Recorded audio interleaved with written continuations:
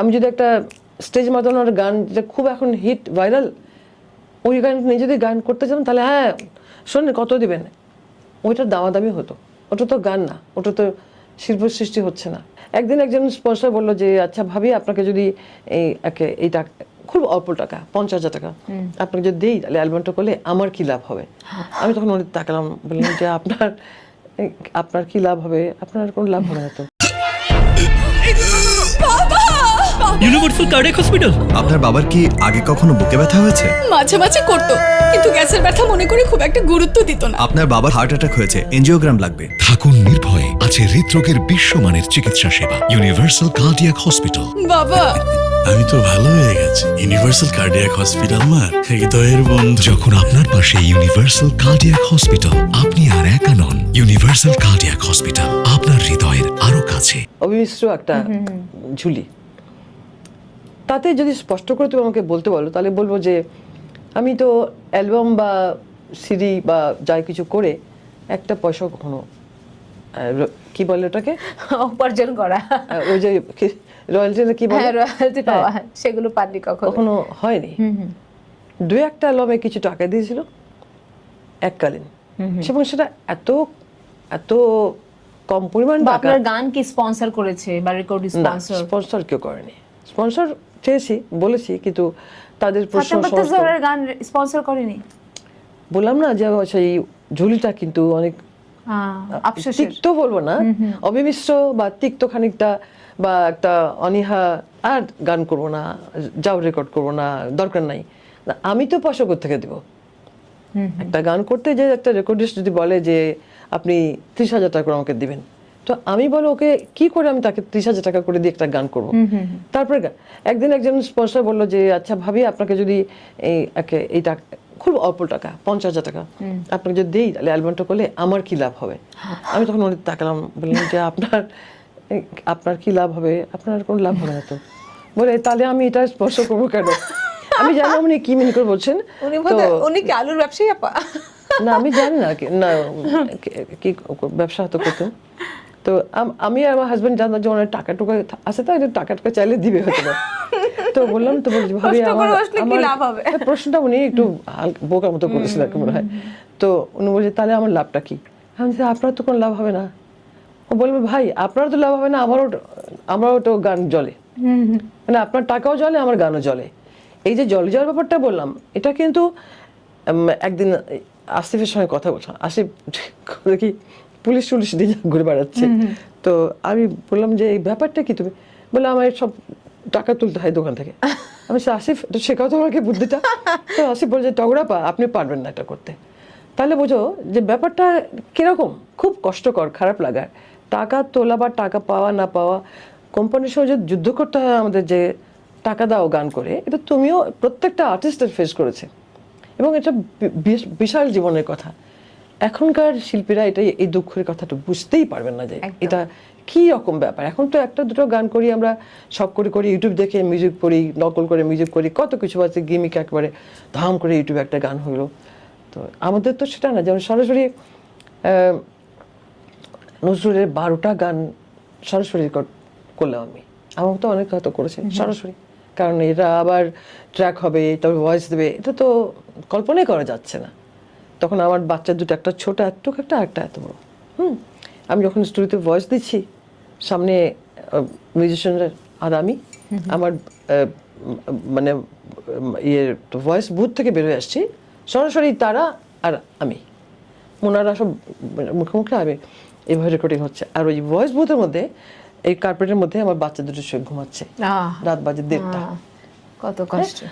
গানের মধ্যে তাকে কোনো দর্শক কি কেউ জানে যে আমি কিভাবে ভয়েসটা দিলাম এখানটায় সরাসরি? হ্যাঁ, এখন সেই গানগুলো ইউটিউবে দেখি মাঝে মাঝে, কারো কেউ হয়তো লোড করেছে কোথাও, আমার কাছে কোনো খোঁজও নাই কে লোড করলো না করলো, কারণ আমি ওইটা পিছিয়ে ঘুরে বেড়াই না কখনো। তো এই যে ভয়েস দেওয়ার যে কষ্ট, হ্যাঁ, আর তো যাওয়া আসার কষ্ট। পারিশ্রমিকে ঠকেছেন, প্রোগ্রাম গেছেন প্রোগ্রাম করতে? হ্যাঁ, কি কোথায় প্রোগ্রাম ছিল, টাকা তো খামেও দেয়নি টাকাটা। তো আমি যখন গাড়িতে উঠতে যাচ্ছি তাতেও তখন দিয়ে যাওয়া, আচ্ছা ঠিক আছে থ্যাংক ইউ, তো টাকা দিলাম যে হাতের মধ্যে বেশ ভালো একটা ওজন। আমি কিছু চাইনি, বলিনি, দিল। তো যখন খুললাম দেখলাম প্রথমে একটা 1,000 টাকা নোট, তারপরে 500 টাকা নোট, তারপরে 10 টাকা 20 টাকা। ভাবলাম যে ব্যাপারটা কি, এখন ওইটা কার প্রোগ্রাম ছিল, এটা মানে তোমার জন্ম হওয়ার আগের কথা বলছি।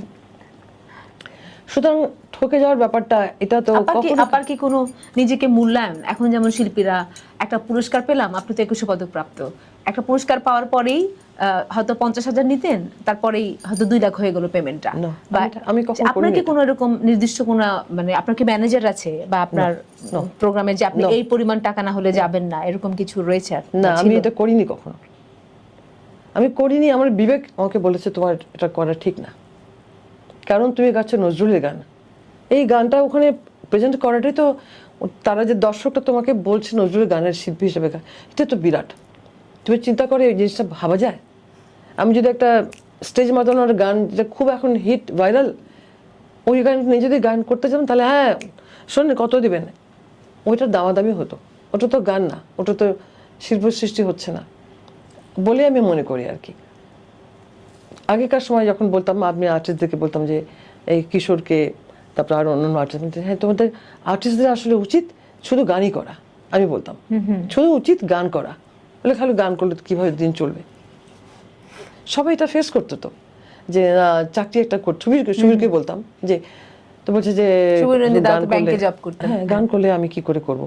আচ্ছা সুবীর, তুমি যে গান করো, তুমি এত সময় কিভাবে পাও? বলে ব্যাংকের প্রত্যেকটা মানুষ আমাকে এত সাপোর্ট দেয়, তাহলে জনতা ব্যাংকের যারা আছেন তারা নিশ্চয়ই কেউ এটা শুনে থাকেন, তাহলে একটা কি গ্রেট মানে অ্যাপ্রিসিয়েশন যে সুবীর নন্দী মতো আর শিল্পী বলছে যে ব্যাংকের তারা আমাকে এভাবে, এটাই হচ্ছে পাওয়া আমাদের। আমার ঘরে আমার হাজবেন্ড যেভাবে আমাকে গান করতে, শিল্পীকে লালন করতে হবে ভালোবেসে, যে সে আমাদের এখানে কাজ করে, এটা আমরা উই আর প্রিভিলেজড, উনি আমাদের মুকুট স্বরূপ, তাই না?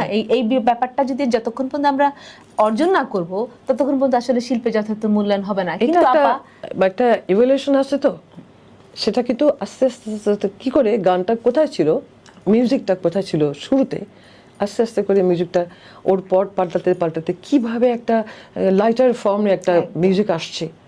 এখন যে আপা এই যে শিল্পী নির্ভর চ্যানেল বা চ্যানেল নির্ভর শিল্পী, আপনি এতে কি আপনার আফসোস লাগে যে একটা চ্যানেলের উপরে, যে ওই চ্যানেলটা তো ওই শিল্পীটাই গান করে বেশি, বা একজন, আপনি তো এই চ্যানেলে বলেছে না, যেটা প্রিভিলেজ কেউ হলে এটা তার লজ্জা, আমি মনে করি তাদের লজ্জা, তার লজ্জা, এটা আমাদের কিছু না, তোমার আমার আমাদের কিছু না, এইটুকু শেষ, আর কিছু বলার দরকার নেই একদম।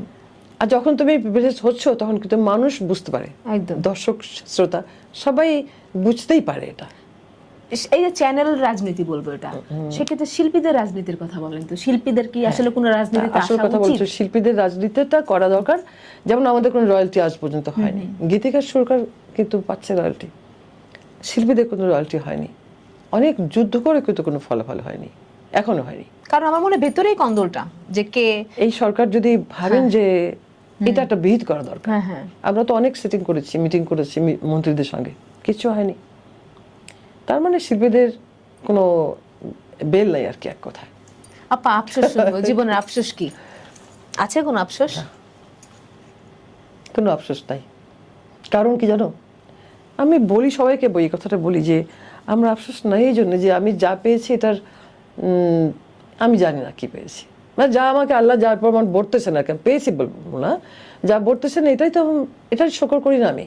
কিন্তু আমি যা পাইনি তার জন্য আফসোস কেন থাকবে আমার? এটা কেন করি আমি, এটা বলি তোমাকে, কারণ আমি মৃত্যুকে খুব বিশ্বাস করি, সাংঘাতিকভাবে আবার মৃত্যুকে বিশ্বাস করি, একটা চরম আলটিমেট। হ্যাঁ, সেখানে তুমি কেন আফসোস করবে, কী জন্য আফসোস করবে, কার জন্য আফসোস করবে?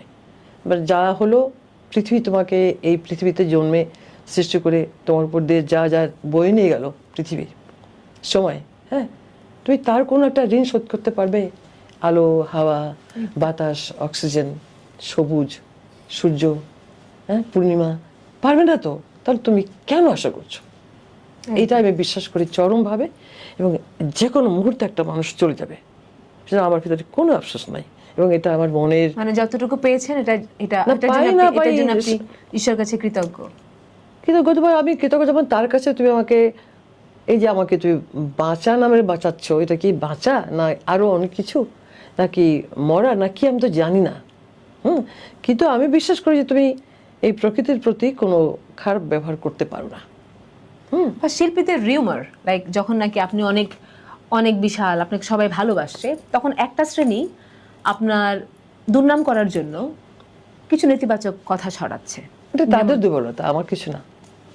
সেক্ষেত্রে আপনি কি ফেস করেছেন আপনি এরকম? আমি সবসময় ফেস করছি, কিন্তু এখন আমি বলি যে এটা তোমাদের ব্যাপার, আমি তো জানি না। এবং পরিবার কে এতে সাফার করে আপা? আপনার পরিবার সাফার করেছে এগুলোতে? পরিবার সাফার করে না, পরিবার আর্টিস্টদের, তোমার পরিবারও তাই, শুনলে বলবে যে আরে এসব কি কথা বলে।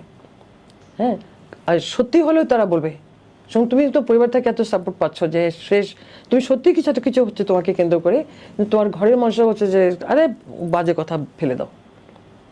এটা সেটাই আসল পরিবার মূলত, মানে সংকটে যখন পাশে থাকে।